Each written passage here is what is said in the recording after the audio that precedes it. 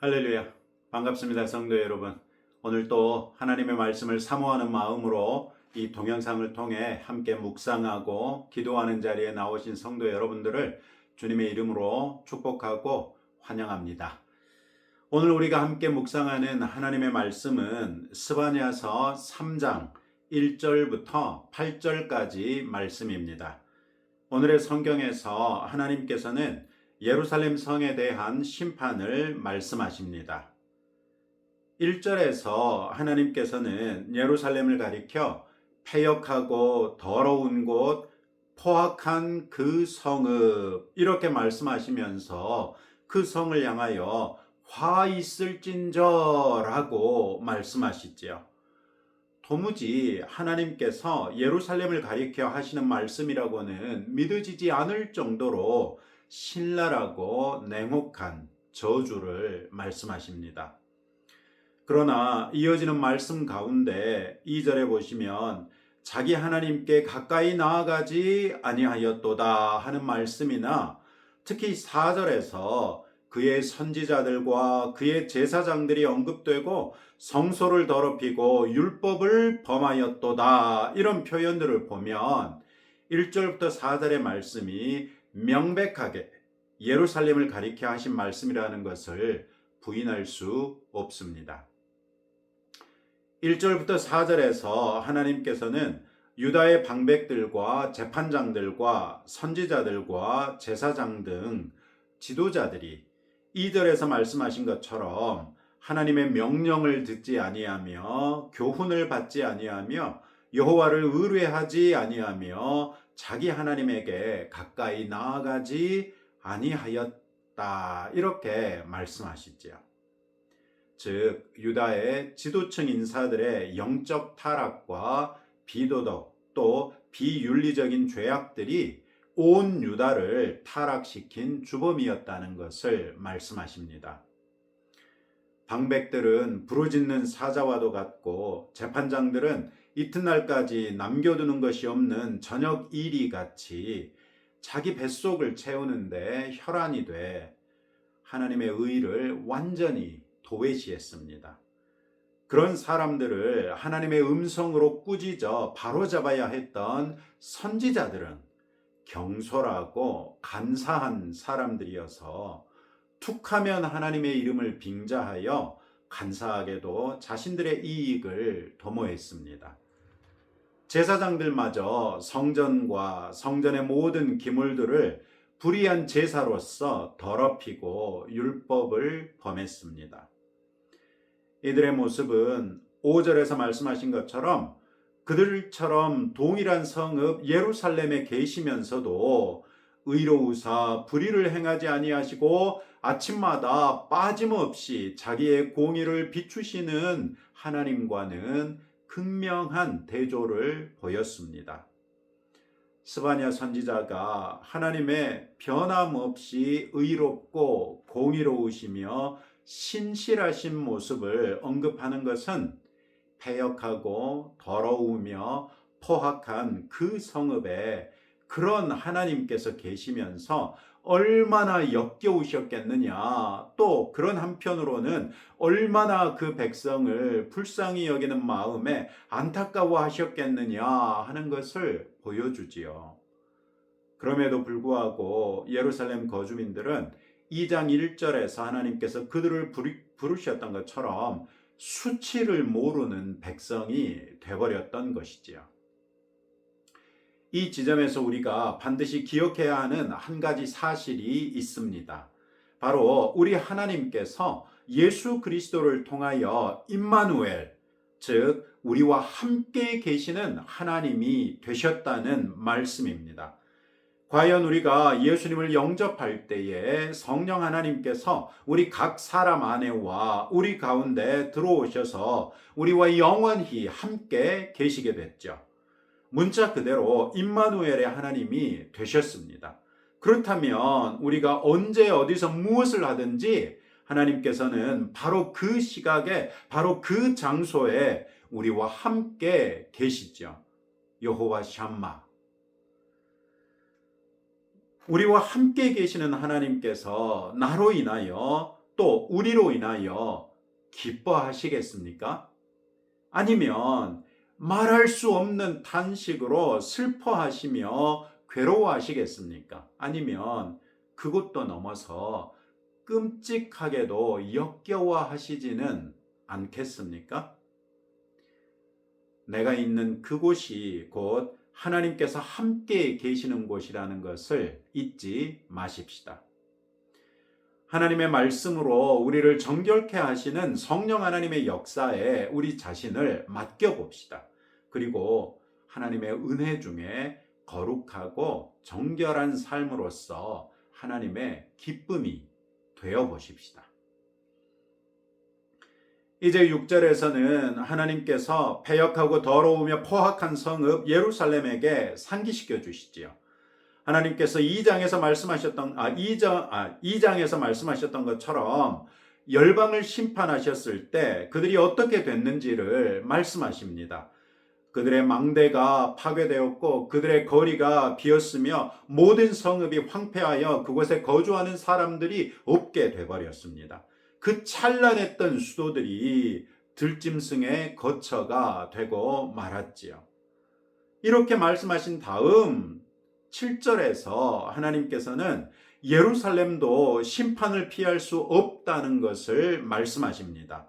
7절 말씀 보시면 내가 이르기를 너는 오직 나를 경외하고 교훈을 받으라. 그리하면 내가 형벌을 내리기로 정하기는 하였지만 너의 거처가 끊어지지 아니하리라 하였으나 그들이 부지런히 그들의 모든 행위를 더럽게 하였느니라.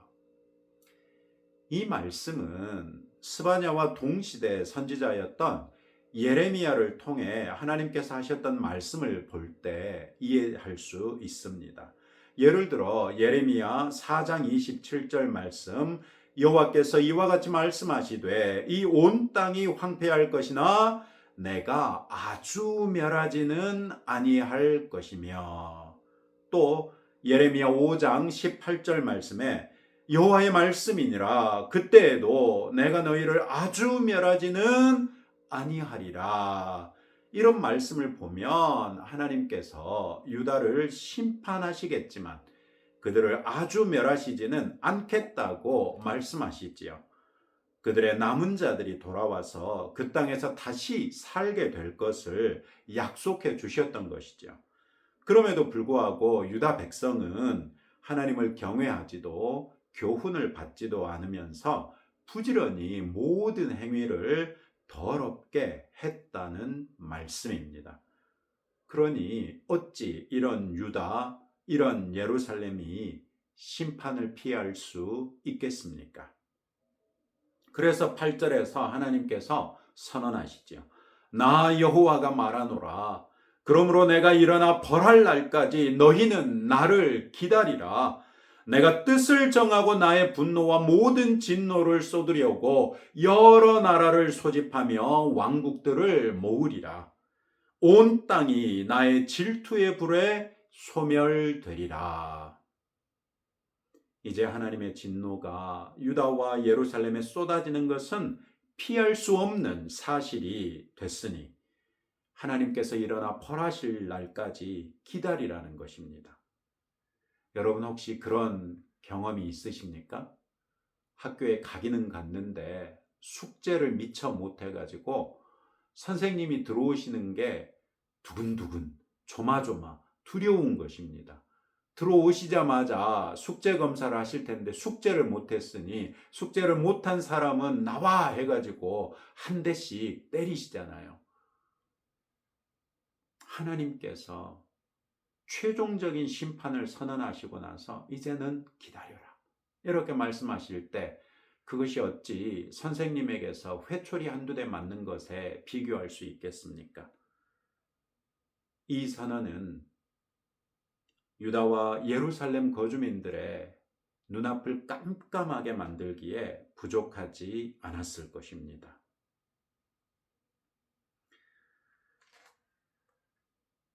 하나님께서 이미 뜻을 정하셨고 정하신 뜻을 이루시기 위하여 여러 나라를 소집하고 왕국들을 모으신답니다. 그렇게 다들 모이면 하나님의 질투의 불이 온 땅을 소멸시키실 것이라고 말씀하시지요. 이쯤에서 우리는 다시 한번 스바냐 선지자가 유다의 마지막 경건한 왕이었던 요시야 때에 활동했다는 사실을 상기할 필요가 있습니다. 요시야 왕이 다스리고는 있었으나 하나님께서 이런 끔찍한 저주를 선언하셨다는 것은 여전히 므낫세 왕과 아몬 왕의 악의 그림자가 예루살렘에 짙게 배어들었고 그 영향력이 여전히 막강했다는 말씀이죠. 어쩌면 이때까지도 요시야 왕은 어쩌면 하나님께서 보시기에 경건한 왕이 미처 되지 못한 상태였을 수도 있겠지요. 우리가 주일 오후 예배와 수요 예배 시간을 통해 계속 살피고 있는 열왕기 하서에 보면 결국 므낫세 왕의 악행으로 인해 유다를 향한 심판은 돌이킬 수 없게 됐다는 것을 하나님께서 반복해서 말씀하시지 않았습니까? 이런 때에 하나님께서는 스바냐 선지자를 통해 강력한 심판의 메시지를 선포하신 것입니다.